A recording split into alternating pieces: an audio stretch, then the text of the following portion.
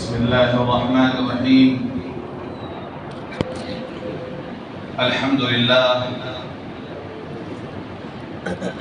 لله رب العالمين، والصلاة والسلام على سيد الأنبياء والمرسلين وخاتم النبيين سيدنا محمد وآله وصحبه أجمعين، ومن تبعهم بإحسان ودعا بدعوتهم إلى يوم الدين.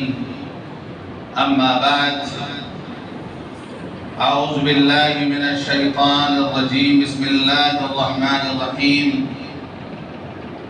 والفجر وليال عشر والشفع والوتر والليل إذا يسر هل في ذلك قسم لذي حجر.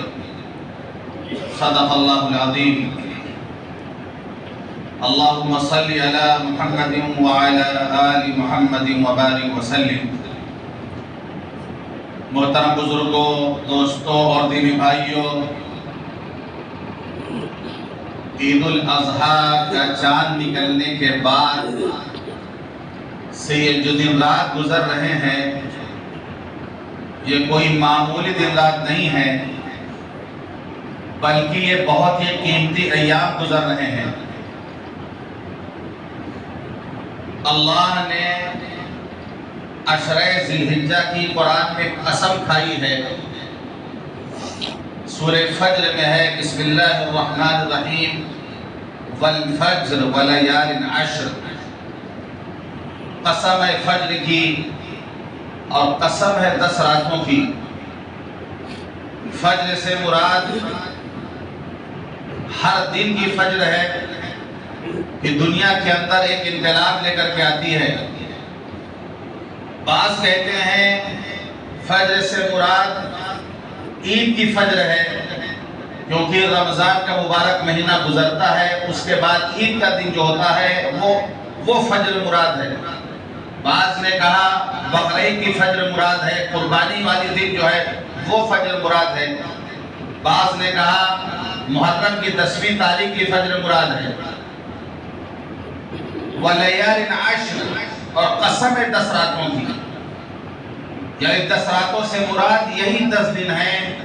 چاند نکلنے کے بعد سے قربانی کے دن تک کا جو 10 دن ہے، یہ عشرہ ذی الحجہ کہلاتا ہے. اللہ نے اسی کی قسم کھائی. بعض نے کہا ان 10 دنوں سے مراد رمضان المبارک کا آخری عشرہ ہے.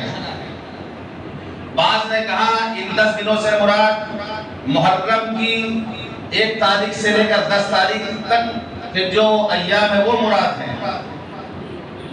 بہرحال اس میں قول یہ بھی ہے کہ یہ عشرہ ذی الحجہ کی اللہ نے قسم کھائی ہے. والشفع والوتر، قسم ہے جفت کی اور قسم ہے طاق کی. جفت اور طاق کی اللہ نے قسم کھائی. شفع سے مراد جفت، یعنی 10ویں تاریخ ذی الحجہ کی 10ویں تاریخ. جفت کہتے ہیں جس کا جوڑا ہو، طاق کہتے ہیں جس کا جوڑا نہ ہو.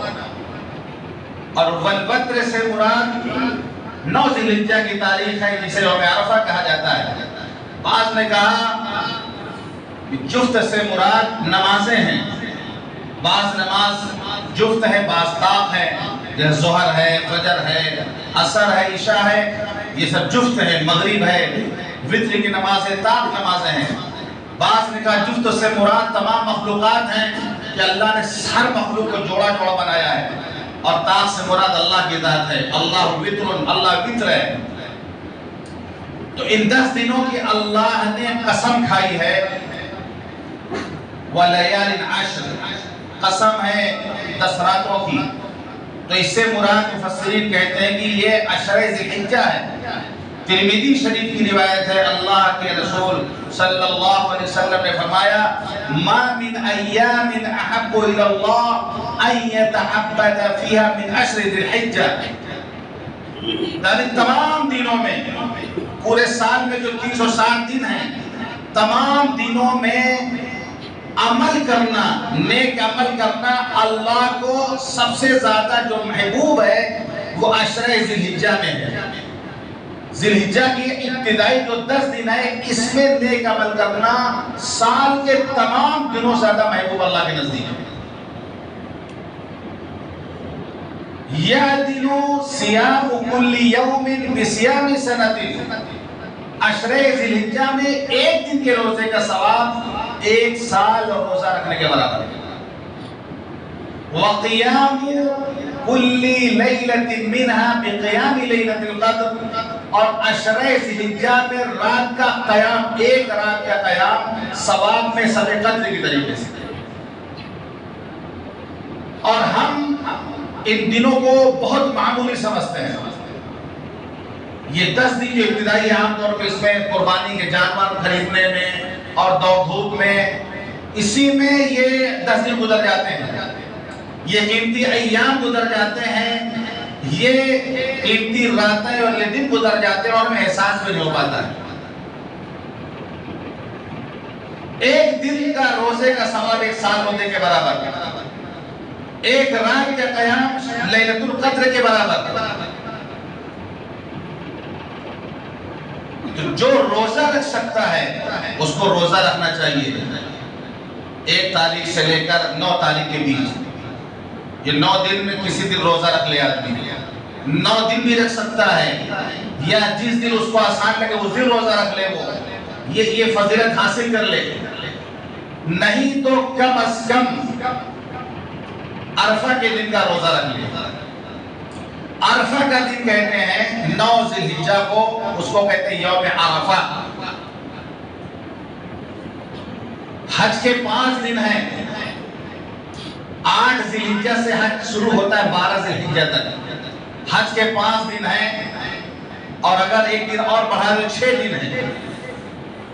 تو عشرہ ذی الحجہ کی جو 5 دن ہیں، پہلا یوم الترویہ، یوم عرفہ، یوم النحر، یوم القر، یوم النفر، یہ 5 دن کے 5 نام ہیں۔ یوم الترویہ بولتے ہیں 8 ذی الحجہ کو، اس دن حاجی منی میں قیام کرتے ہیں، یعنی حج شروع ہو جاتا ہے فجر کی نماز کے بعد، منی بھی چلا جائے اور پھر منی میں رہنا ہے، کوئی کام نہیں ہے وہاں، منی میں رہنا ہے، ظہر، عصر، مغرب، عشاء، فجر، 5 نمازیں وہاں ادا کرنی ہیں۔ یوم الترویہ اس لیے کہتے ہیں اس دن کو کہ لوگ پانی کا انتظام کیا کرتے تھے، وہاں چونکہ پانی نہیں تھا، لوگ پانی لاتے تھے، پانی کا انتظام کرتے تھے، اس لیے اس دن کو یوم الترویہ کہا گیا۔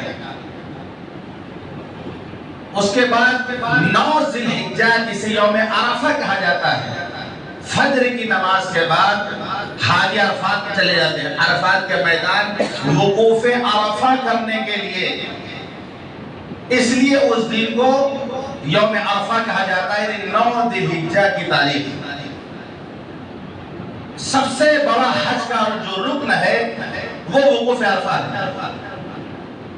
اگر عرفہ کا وقوف چھوٹ گیا تو حج ہی نہیں ہوگا، نہ دم دینے سے ہوگا، نہ اونٹ ذبح کرنے سے ہوگا، نہ خسی ذبح کرنے سے ہوگا، یعنی حج ہی نہیں ہوگا۔ اگر کوئی حاجی یہاں سے جائے مکہ اور پھر وہ عرفات کے میدان میں نہ پہنچے 9 تاریخ کو، تو پھر اس کا حج ہی نہیں ہوگا۔ اور چیزیں چھوٹ جانے سے اس کا کفارہ ہے، دم ہے، صدقہ ہے، لیکن عرفہ جسے اللہ کے رسول نے فرمایا، آپ نے الحج عرفہ، حج عرفہ ہے، یعنی وقوف عرفہ ہو گیا کوئی حج ہو گیا۔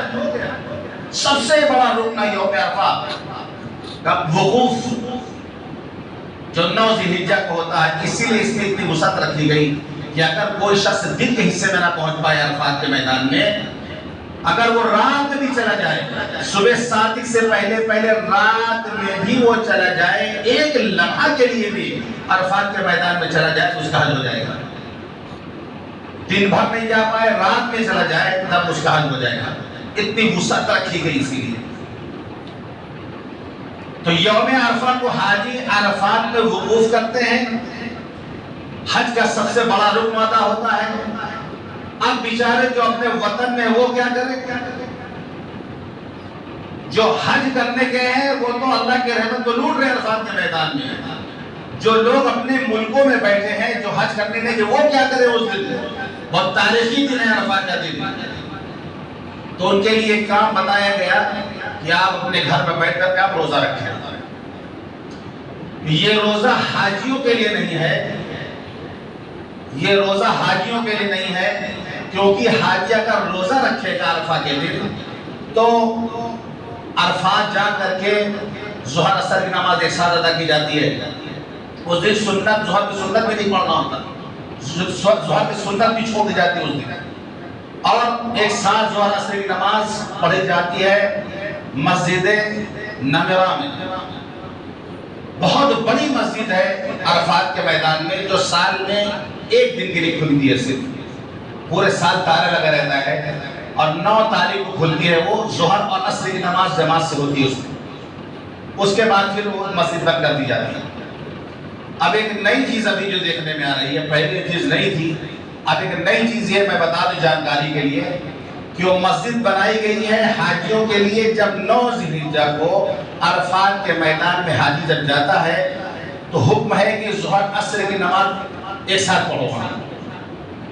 اس مسجد میں امام خطبہ دیتے ہیں، ایک اذان ہوتی ہے، 2 تکبیر ہوتی ہے، ظہر عصر کی نماز پڑھاتے امام. اس کے بعد وہ مسجد پورے سال بند ہو جاتی ہے. بہت بڑی مسجد ہے، لاکھوں انسان اس میں نماز پڑھ سکتے ہیں. اتنی بڑی مسجد، اتنا بڑا انتظام صرف سال میں ایک دن کے لیے. ابھی نئی چیز جو آ گئی، جو لوگ عمرہ کرنے جاتے ہیں وہ بس سے جب زیارت کرنے نکلتے ہیں مکے میں، اب وہ مسجد نمرہ کے بعد پہنچے تو دماغ لگاتے ہیں آج حاجی لوگ تو یہاں نماز پڑھتے ہیں، میدان بھی موجود ہے، مسجد بھی موجود ہے، تالا بندہ تو کیا ہوا؟ اب کیا کرنے لگے؟ وہیں اتر کر کے لوگ نماز پڑھنے لگے، وہیں پر اتر کر کے لوگ نماز پڑھنے لگے. اگر وہاں نماز پڑھنا ثابت ہوتا تو حکومت پانی کا انتظام کرتی، وضو کا انتظام کرتی، اہتمام کرتی اس چیز کو. اب پانی تو ہے نہیں وضو کرنے کے لیے. اب حاجی لوگ کیا کرتے ہیں؟ عمرہ کرنے والے وہ جو پانی پینے کی بوتل ہوتی ہے جو بکتی ہے اس کو خرید کر کے وہاں وضو کرتے ہیں. اب وہ دکان لگا لیا لوگوں نے، پانی بیچنے کی دکان لگ گئی. پہلے یہ سب کچھ نہیں تھا، وہاں 2-3 سال سے نظر آنے لگا. یہ انڈیا پاکستان کے جو جاتے ہیں لوگ، یہ جہاں جو چاہیں کیا نہ کرنے یہ لوگ. اب مرد عورت سب وہیں باہر میں سب نماز پڑھنے لگے. دیکھا دیکھیے ایک دوسرے کے پانی خرید کر کے وضو کر کے سب نماز پڑھنے لگے. تو اس میدان میں، اس مسجد میں صرف حاجیوں کے لیے عرفہ کے دن ہی نماز پڑھنا ہے ظہر اثر. یہ ہے حدیث سے ثابت. پورے سال وہ میدان عرفات موجود ہے، وہ مسجد موجود ہے. آپ سوچیں ہم جا کے ثواب لوٹ لیں گے تو وہ اب نہیں ملنے والا. اب جو اگر 2 رکعت نفل آپ کہیں بھی پڑھ سکتے ہیں، آپ نے اگر وہی پڑھ لیا تو جیسے ہر جگہ نفل پڑھیں تو جتنا ثواب ملے گا اتنا عرفات کے میدان میں مسجد نمرہ میں پڑھنے کا اتنا ہی ثواب ملے گا. سوچئے کہ یہ کہ زیادہ مل جائے تو ایسا کچھ نہیں ہونے والا ہے. تو یہ ایک نئی چیز ابھی شروع ہو چکی ہے. بہرحال تو وہاں پر ظہر عصر کی نماز ہوتی ہے، اسی لیے ظہر اور عصر ایک ساتھ ملا کے پڑھا جاتا ہے. اس دن جو ہے ظہر کی سنت بھی نہیں پڑھنی ہے تاکہ ایک لمبا موقع ملے وقوف کرنے کا، دعا کرنے کا. تو حاجیوں کے لیے اس دن روزہ نہیں ہے، کیونکہ روزہ رکھے رہیں گے تو دوپہر کا وقت ہے، عرفات کے میدان میں، کھلے میدان میں ان کو رہنا ہے تو تکلیف ان کو ہوگی. اور پھر سورج غروب ہونے کے بعد فوراً ان کو سفر کرنا مزدلفہ کی طرف، تو ایک مشکل ہے ان کے لیے. تو یہ سوال حاجیوں کے لیے نہیں ہے روزہ، غیر حاجیوں کے لیے ہے کہ ہم اپنے وطن میں رہ کر کے روزہ رکھیں. عرفہ کے دن کا روزہ، 9 تاریخ کا روزہ، 9 ذی الحجہ کا روزہ. ہمارے یہاں 9 ذی الحجہ اتوار کے دن ہے، تو ہمارے یہاں اتوار عرفہ کا دن اتوار کا دن ہے. سعودی عرب کے دن پہلے ہوتا ہے تو وہاں سنیچر کا دن یوم عرفہ ہے. اب یہاں ایک بھی سمجھ لیں آپ، جیسے آج جمعہ کا دن ہے، آج 14 تاریخ ہے، 14 تاریخ ہے. آج کے دن پوری دنیا میں جمعہ خطبہ ہوگا، پوری دنیا میں. سنیچر عرفہ کا دن ہے، میدان عرفات میں حج کا خطبہ ہوگا. اس کے بعد ہے اتوار، عید الاضحیٰ ہے سعودی عرب میں، گلف ممالک میں. تو عید الاضحیٰ کا خطبہ ہوگا، اس کے بعد پیر کا دن یعنی سوموار کا دن، ہمارے ہندوستان میں عید ہے، یہاں پر عید الاضحیٰ خطبہ ہوگا۔ گویا 4 دن پورے مسلسل لائن سے خطبہ کے دن ہے۔ ہمارے لیے حکم ہے کہ 9 ذی الحجہ کو عرفہ کے دن روزہ رکھیں۔ ترمذی شریف کی روایت ہے، اللہ کے رسول صلی اللہ علیہ وسلم نے فرمایا صیام یوم عرفہ انی احتسب علی اللہ ان یکفر السنۃ التي بعده والسنۃ التي قبله۔ آپ نے فرمایا عرفہ کے دن کا روزہ مجھے اللہ کی ذات سے امید ہے کہ 1 سال اگلے 1 سال پچھلے گناہوں کا کفارہ ہو جائے گا۔ 9 ذی الحجہ کو ہم روزہ رکھ لیں گے، 1 سال اگلے 1 سال پچھلا گناہ اللہ ہمارے گناہوں کو معاف کر دے گا۔ کتنا سستا سودا ہے۔ چھٹی کا دن بھی ہے، سنڈے کا دن ہے، چھٹی کا دن ہے، کوئی اگر رکھنا چاہے تو رکھ سکتا ہے، بلکہ سب کو رکھنا چاہیے۔ یہ شرف حاصل کرنے کے لیے کہ حاجی اللہ کی رحمت وہاں لوٹ رہے ہیں، ہم تو محروم رہے، تو ہمیں اگر روزہ رکھنے کا حکم ہے ہم روزہ رکھیں۔ جیسے کہ ہم بال نہیں کاٹ رہے، ناخن نہیں کاٹ رہے، کیوں؟ حاجیوں کے مشابہت اختیار کر رہے ہیں۔ تو جو لوگ وہاں کر رہے ہیں ہم اس کی مشابہت اختیار کر رہے ہیں۔ حج تو نہیں کر سکتے، لیکن جو کام ہمیں اپنے وطن میں ہم کر سکتے ہیں وہ ہم کو کرنا چاہیے۔ عرفہ کے دن 9 ذی الحجہ کو وقوف عرفہ جو ہوتا ہے، اس لیے اس کو کہتے ہیں یوم عرفہ، اور حج کا خاص دن ہے۔ مغرب کی نماز عرفات کے میدان میں نہیں پڑھی جاتی ہے 9 تاریخ کو، مغرب کا وقت ہو جاتا ہے، سارے لوگ عرفات کے میدان میں موجود ہوتے ہیں، لیکن منع ہے کہ مغرب کی نماز نہیں پڑھنا۔ پوری زندگی آپ نے پورے وقت پر نماز پڑھی، پابندی سے نماز پڑھی، کبھی آگے پیچھے نہیں ہونے دیا، لیکن آج حکم ہے کہ مغرب کا وقت ہو گیا ہے لیکن ابھی نہ اذان ہوگی نہ تو نماز بھی نہیں پڑھنا، منع ہے۔ تو یہی ہے ہماری شریعت، یہی بتانے کے لیے کہ اللہ کا جہاں جو حکم آئے گا وہ ہمیں کرنا ہے، اس میں ثواب ہے، اپنا دماغ نہیں لگانا ہے۔ اب کوئی کہے بھائی ہم تو مغرب کی نماز اپنے وقت پر پڑھتے آئے ہیں ہمیشہ پوری زندگی، یہاں بھی ہم عرفات میں پڑھیں گے، سورج ڈوب گیا ہے مغرب کا وقت اور نماز پڑھیں گے، گنہگار ہوگا وہ۔ جیسے عرفہ کے دن روزہ رکھنے کا حکم ہے 9 تاریخ کو، اگلا دن ہے یوم النحر، قربانی کا دن، روزہ رکھنا حرام ہے۔ سال میں 5 دن روزہ رکھنا حرام ہے، عید کے دن اور 4 دن بقرعید کے، یعنی 10 11 12 13 جس میں آپ تکبیر تشریق پڑھتے ہیں، 4 دن روزہ رکھنا حرام ہے۔ شوال میں جو رمضان کے بعد جو عید آتی ہے ہماری، اس میں 1 دن روزہ رکھنا حرام ہے۔ اس سے پتہ چلا عید 1 دن ہے، جو لوگ 3 دن مناتے ہیں غلط کرتے ہیں۔ قربانی 3 دن ہے، عید 3 دن نہیں ہے۔ جو سب سے مہنگا والا کپڑا عید دوسرے دن جو لوگ پہنتے ہیں کہ آج عید منا رہے ہیں، تیسرے دن تک گلے ملتے رہتے ہیں، عید مبارک کہتے رہتے ہیں، یہ صحیح نہیں ہے۔ عید صرف 1 دن ہے، اس لیے کہ آپ عید کے اگلے دن روزہ رکھ سکتے ہیں۔ اگر روزہ رکھ سکتے ہیں تو پھر عید نہیں ہو سکتی، عید ہوگی تو روزہ نہیں رکھ سکتے۔ ہاں بقرعید کے 4 دن روزہ رکھنا منع ہے۔ آپ 3 دن قربانی کریے، خوب گوشت کھائیے کھلائیے، یہ جو ہے مہمانی کے دن اللہ کی طرف سے۔ تو یہ 5 دن سال میں جس میں روزہ نہیں رکھنا ہے۔ تو عرفات کے میدان میں حاجی وقوف کرتے ہیں، مغرب کی نماز کا وقت ہو گیا، مغرب نماز نہیں پڑھنا ہے یہاں، اب حکم ہے یہاں سے کوچ کر جاؤ مزدلفہ کی طرف۔ اب مزدلفہ پہنچنے کے بعد مغرب عشاء ایک ساتھ پڑھنا ہے، ایک ساتھ پڑھنا ہے، وہی رات گزارنی ہے، پھر کھلے آسمان کے نیچے رات گزارنی ہے، وہیں شیطان کو کنکری مارنے کے لیے کنکریاں چننی پڑتی، وہیں سے حکومت کی طرف نظام ہے، جہاں آپ لیٹیں گے وہاں کنکری وہ یا کنکری پر آ کر بستر لگے گا، اتنی کنکریاں وہاں ڈال دی جاتی ہیں، تو آسانی سے آدمی چھو سکتا ہے اپنی جگہ سے۔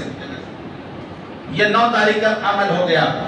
اب 10ویں تاریخ کی جو صبح ہوگی، مزدلفہ میں آدمی رات میں سویا، صبح یہ ہے کہ فجر کی نماز پڑھے اور وہاں پر دعا کرے، وقوف کرے، وہاں دعا کرنے کے بعد پھر روانہ ہو مینا کی طرف۔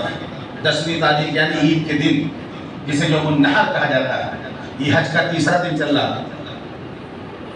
اب وہ مینا آنے کے بعد 3 شیطان سے ملاقات ہوگی. پہلا شیطان نہیں مارنا ہے، دوسرا نہیں مارنا ہے، تیسرا جو ملے گا اس کو 7 کنکری مارنا ہے. اب 7 کنکری مارنے کے بعد جو تلبیہ پڑھے تھے لبیک اللہم لبیک، شیطان کو کنکری مارنے کے بعد تلبیہ بند ہو جائے گا. ویسے تلبیہ بند ہو جاتا ہے. ایک شیطان کو کنکری مارنا ہوتا ہے. شیطان کو کنکری مارنے کے بعد پھر قربانی کی جاتی ہے. قربانی کے بعد حلق کرایا جاتا ہے. حج ہو گیا، آپ احرام سے فارغ ہو سکتے ہیں، نہا دھو سکتے ہیں، جو پابندیاں تھی وہ پابندیاں ختم ہو گئی، آپ خوشبو لگا سکتے ہیں. صرف بیوی حلال ابھی تک نہیں ہوگی.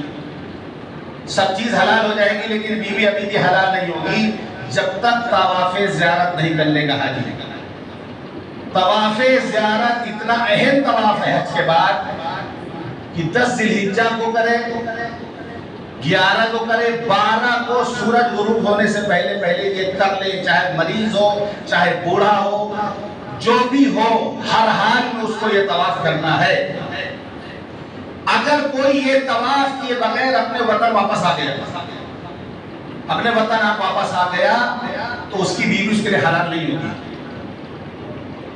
یعنی حج کا مسئلہ کتنا معلوم ہونا چاہیے، کتنا مشکل کام ہے. اگر کوئی حج کرنے کے بعد یہ والا طواف چھوڑ دیا، نہیں کیا، واپس وطن چلا آیا تو اس کی بیوی اس کے لیے حلال نہیں ہوگی، حرام ہے اس کے لیے. اگر اس سے قربت کرے گا تو ایک دم اس کو دینا پڑے گا. جتنی بار قربت کرے گا اتنا دم دینا پڑے گا اس کو. اس کی بیوی حلال نہیں اس کے لیے. اب اگر کوئی حاجی بغیر طواف زیارت کے وطن واپس آ جائے، مثال کے طور پر بعض فرائض حج کے فوراً دوسرے دن سے سٹارٹ ہو جائے تو واپسی، مسئلہ نہیں معلوم اور طواف چھوڑ دیا حاجی نے، یہ طواف نہیں کہ طواف زیارت چلا آیا، اب دوبارہ اس کو واپس جانا پڑے گا. کوئی راستہ اس کے علاوہ نہیں ہے.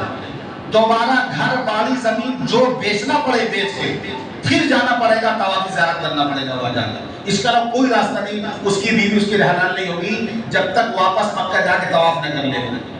اور ضمانت دینا پڑے گا کیونکہ تاخیر کر دیا ہے. 3 دن میں کرنے کی اجازت تھی، بعد میں کر رہا ہے تو ضمانت دینا پڑے گا. تو حج کتنا سیکھ کے جانا چاہیے، کتنا مشکل کام ہے یہ. لیکن اس میں ایک آسانی یہ کر دی گئی ہے، کہ اگر کوئی حج کے بعد یعنی 10 ذی الحجہ کو طواف زیارت آ کے کر لے، 11 کو کر لے، 12 کو کر لے، اگر کسی نے نہیں کیا ان دنوں میں، اس کے بعد وطن واپس آنے سے پہلے کوئی نفلی طواف کر لیتا ہے، کوئی نفلی طواف، یا کم سے کم حاجی جب وطن واپس آنے لگتا ہے تو طواف وداع کرتا ہے.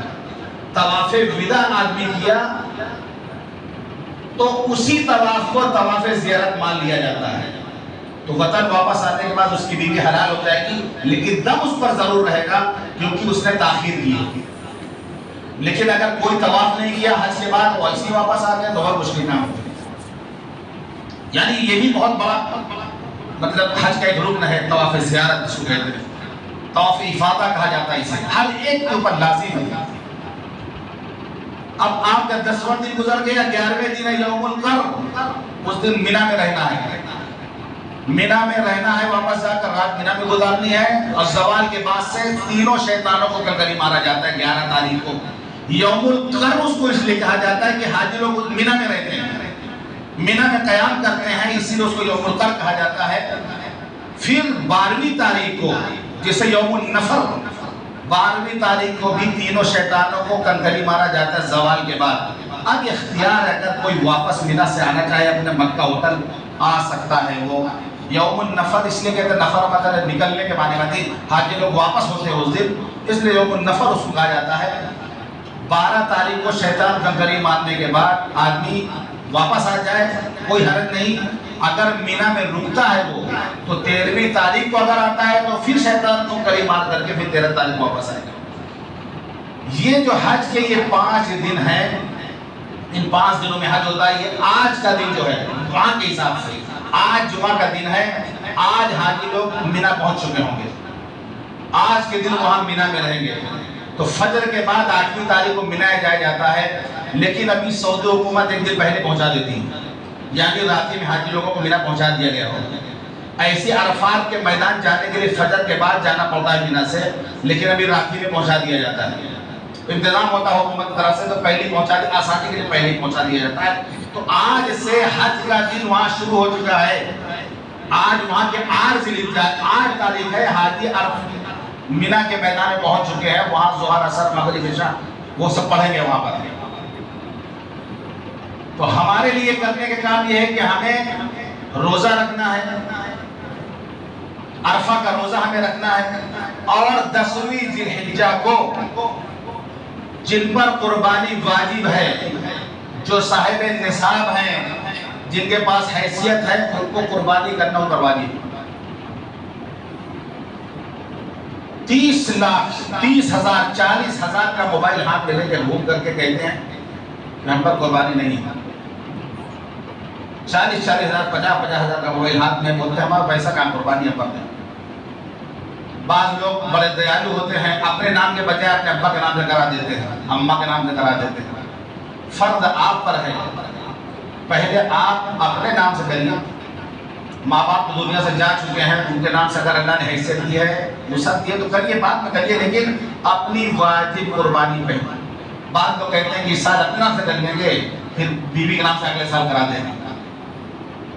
ایک سال بیوی کے نام سے کرتے ہیں، ایک سال اپنے نام سے کرتے ہیں. اگر بیوی پاس زیورات ہے، قربانی اس پر بھی واجب ہے. اور آپ پیسہ کماتے ہیں، آپ پر بھی قربانی واجب. تو دو حصہ ہو. ہر سال دونوں کو قربانی واجب رہے گی. یہ نہیں کہ اپنے نام سے کرا دیا، یا کبھی بیوی کے نام سے کرا دیا، کبھی بڑے بیٹے کے نام سے کرا دیا. جن جن پر قربانی گھر میں واجب ہے، ان سب کی طرف سے ہر سال قربانی کرنی چاہیے.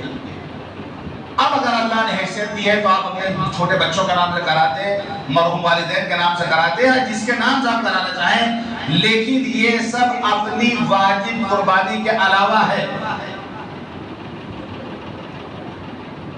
اچھا، قربانی میں لوگ بڑھ چڑھ کے حصہ لیتے ہیں. لوگ اللہ کا شکر ہے، بڑھ چڑھ کے لوگ حصہ لیتے ہیں، قربانی شوق سے کرتے ہیں. اور قربانی کا گوشت جو تقسیم کریں تو 3 حصہ کر لیں گے. اس کا ایک اپنے لیے، ایک رشتہ داروں کے لیے، غریبوں کے لیے. بہت سے لوگ پورا فریج اپنے لیے بھر لیتے ہیں. اجازت ہے، منع نہیں ہے، لیکن اگر لائٹ چلی گئی کہیں تو پورا جو ہے گوشت جو ہے ساتھ پہ پھینک دیا جائے گا. اور کتا کھائیں گے، اس میں کتا. ایک غریب بچی اپنے باپ سے بولتی ہے کہ ابا کیا کتوں کے لیے قربانی کی جاتی ہے؟ کہتے ہم لوگوں کو گوشت نہیں ملتا کھانے کے لیے اتنا، اور یہ روڈ پر کتے لڑ رہے ہیں، گوشت کھا رہے ہیں. تو معلوم ہے 3 دن سے لائٹ نہیں تھی، سارا گوشت باہر پھینک دیا گیا کر کے. اب کتے کھا رہے، لڑائی کر رہے ہیں. تو بچی باپ سے کہہ رہی کہ ابا کیا قربانی کتوں کے لیے کی جاتی ہے؟ ایسا بھی نہ ہو. غریبوں کا جو حصہ ہے اس میں سے غریبوں کے لیے حصہ نکالا جائے، ان کو محروم نہ کیا جائے، ان کے گھر تک ان کو پہنچایا جائے. وہ ہمارے یہاں مانگنے کے لیے نہ آنے پائیں، ہم ان تک پہنچا دیں. میں آپ کو بتاؤں، بہت سے ایسے غریب گھرانے ہیں، بہت سے ایسے غریب گھرانے ہیں جو صبح مسالہ وسالہ پیس کر کے عورتیں گھر میں انتظار کرتی رہتی ہیں کہ کہیں سے گوشت آئے گا، دوپہر کھانا بنے گا. آپ کسی بھی کھانے کی بات کر رہا ہوں، 11 بجے 12 بجے ظہر تک بیٹھ کے انتظار کرتی ہیں کہ کہیں سے گوشت آئے تو کھانا دوپہر کا بنے گا. نہیں آتا ہے تو کھچڑی تہری بنا کے کھا لیتے ہوں. تو غریبوں کے لیے بھی شروع میں کچھ بھیجنے کی کوشش کریں، شروع میں. لیکن افضل تو یہی ہے کہ عید کے بعد قربانی ہو اور قربانی کا گوشت آدمی کھائے. یہ بہتر ہے، ضروری نہیں لیکن بہتر ہے. اتنی وسعت رکھے کم سے کم کہ کچھ گوشت تھوڑا بہت کلیجی جو ہو سکے وہ غریبوں کے ہاتھ بھجوا دیں، تاکہ جو عورتیں مسالہ تیار کر کے پیاز کاٹ کے بیٹھی ہیں وہ ان کی انتظار ختم ہو جاتا ہے. ایسے واقعات خود عورتوں نے گھر میں ہمارے آگے بتایا ہے. غریب گھر کے عورتوں نے آگے بتایا ہے واقعہ کہ کہیں سے گوشت نہیں آئے، کہیں سے گوشت انتظار کرتے کرتے تھک گئے، لاسٹ میں کھچڑی بنا کے کھا لی. تو اس معاشرے کو فراموش نہ کیا جائے. جب حصہ ان کا بنتا ہے ہمارے حصے میں تو ان کا حصہ الگ کر کے جلدی پہنچانے کی کوشش کریں. اپنا چاہے بعد میں ووٹنگ کروائیں، ان کا پہلے کرا کہ ان کو پہلے پہنچا دو، پتہ نہیں کس کو کیا ضرورت ہوگی. یہ ہمارے لیے حکم ہے کہ ہم عرفہ کے دن روزہ رکھیں. اللہ نے توفیق دی ہے، وسعت دی ہے، حیثیت دی ہے، صاحب استطاعت ہے، ہم قربانی باقی میں ہم قربانی کریں. انشاءاللہ قربانی کے تعلق سے پھر بات ہوگی. اللہ تعالیٰ ہم سب کو کہنے اور سن عمل کرنے کو توفیق عطا فرمائے. واخر دعوانا الحمدللہ.